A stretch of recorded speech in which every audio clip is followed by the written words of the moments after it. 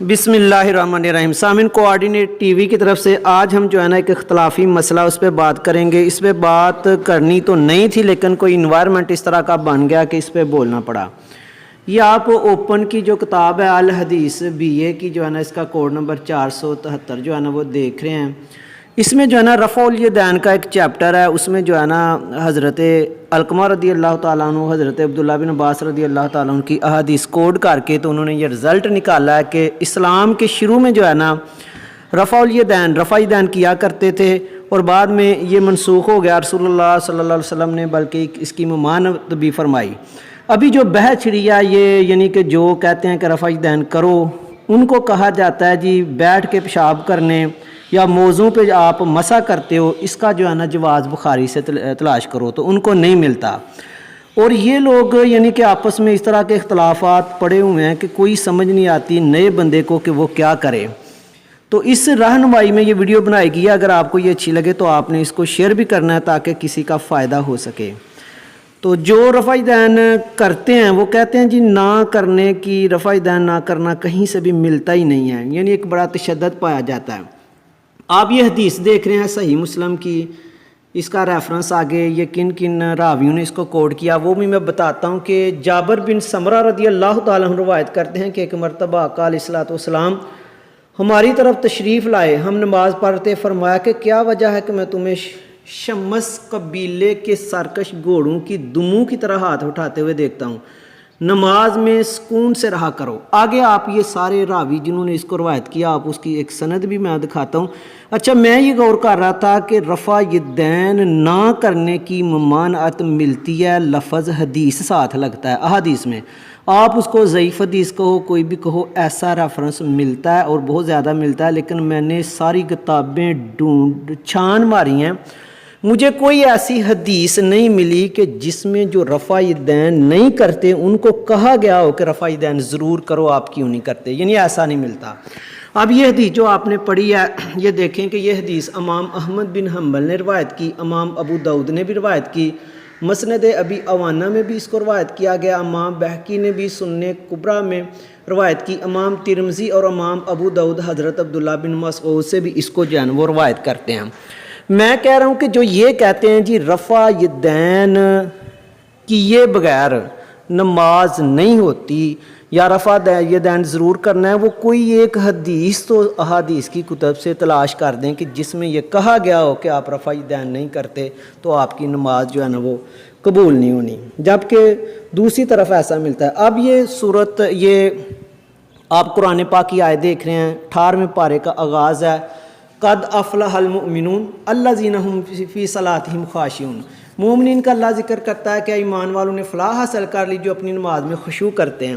اب یہ خشوع و خضوع کی جو وضاحت ہے یہ میں کسی عام انسان کی بات نہیں کرتا، اس کی جو تفسیر سیدنا عبداللہ ابن عباس، تفسیر عباس صحابی رسول کی جو تفسیر ہے جس کے اوپر کسی کو کوئی اختلاف نہیں، اور اس سے اچھی قرآن پاک کی کوئی تفسیر ہی نہیں ہے، یہ سب مانتے ہیں۔ اس تفسیر کے صفحہ 200 نمبر 12 میں، اور اس کا وہ مطبوعات جو سعودی عربیہ نے خود جو ہے نا وہ پبلش کیا ہوا ہے، اس کے صفحہ نمبر 212 میں جو ہے نا ملتا ہے کہ خشوع و خضوع سے کیا مراد ہے، وہ اس طرح نماز پڑھنا ہے کہ بندہ مومن نماز پڑھے وہ نہ دائیں دیکھے نہ بائیں دیکھے، اور آگے لکھا ہوا ہے کہ وَلَا يَرْفَعُونَ أَيْدِيَهُمْ فِي الصَّلَاةِ، نماز میں وہ اپنے ہاتھوں کو اٹھائے نہ، یعنی بار بار نہ اٹھائے، مطلب کیا کہ وہ رفع الیدین نہ کرے۔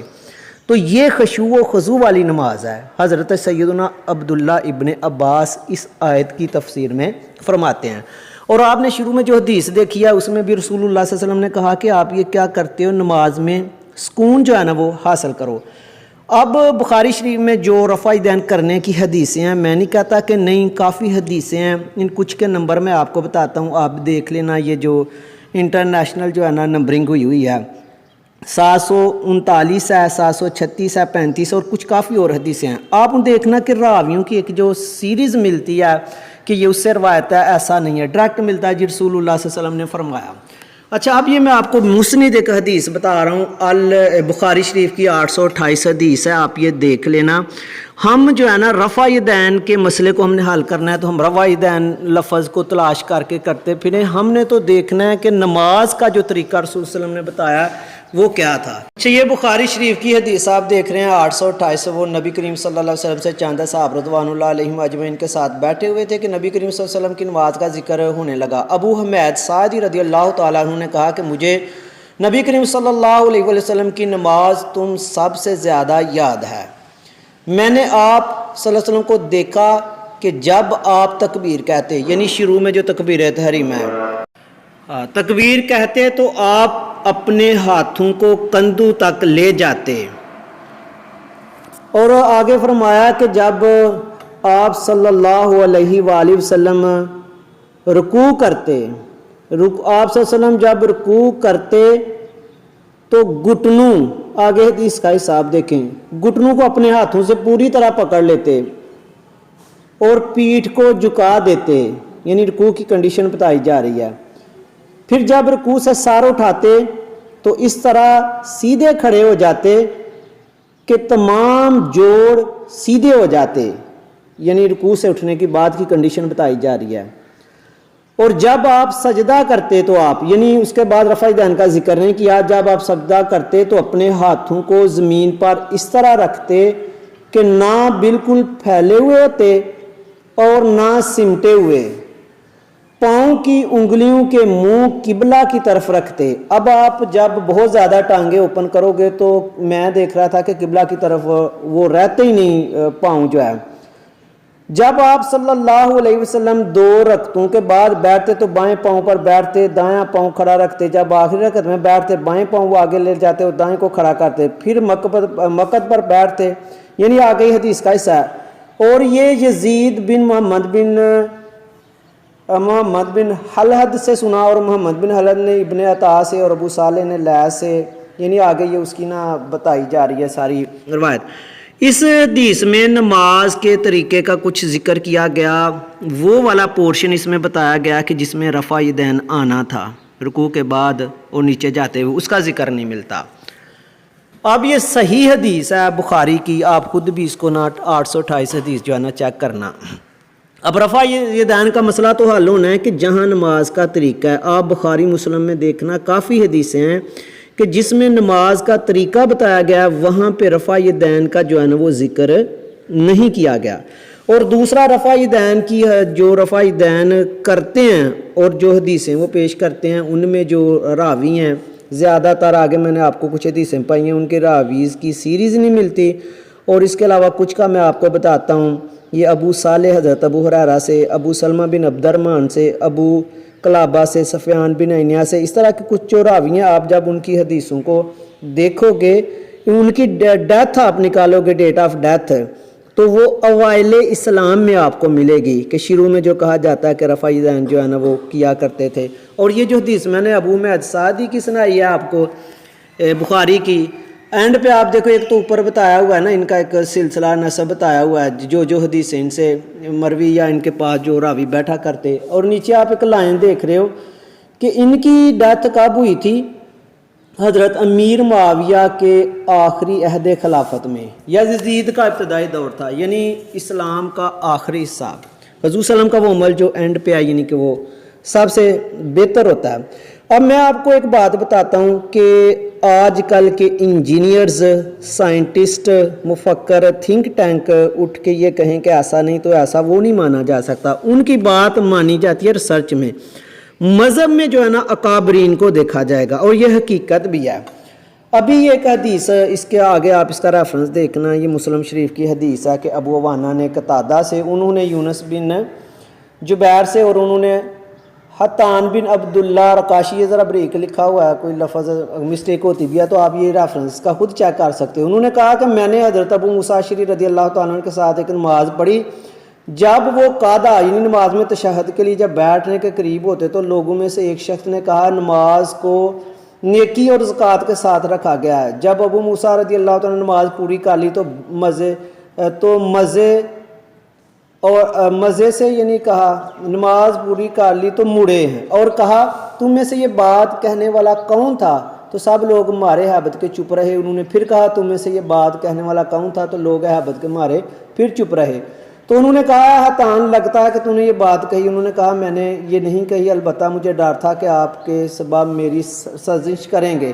تو لوگوں میں سے ایک آدمی نے کہا کہ میں نے یہ بات کہی تھی اور میں نے اس سے بھلائی کے سوا اور پوچھنا چاہا۔ تو ابو موسیٰ رضی اللہ تعالیٰ نے کہا کہ تم نہیں جانتے کہ تمہیں اپنی نماز میں کیسے کہنا چاہیے؟